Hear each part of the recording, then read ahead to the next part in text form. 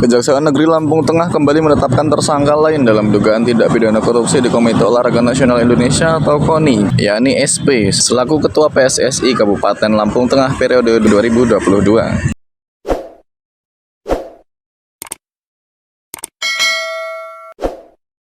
Hari ini Seksi Tindak Pidana Khusus dipimpin oleh Kepala Seksi Tindak Pidana Khusus Bapak Median Suardi menetapkan setelah dikumpulkan alat bukti 1 orang tersangka setelah sebelumnya menetapkan 2 orang tersangka dalam dugaan tindak pidana korupsi pengelolaan dana hibah KONI.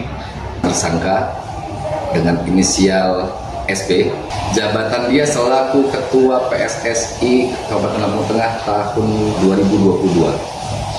Berdasarkan juga bukti-bukti dari kepengurusan KONI, keterangan dari pengurus-pengurus KONI dan PSSI sendiri, bahwa peran tersangka ini salah satunya yang paling ini adalah memanipulasi pertanggungjawaban SPJ dana hibah Porprov dan penggunaan dana KONI tahun anggaran 2022.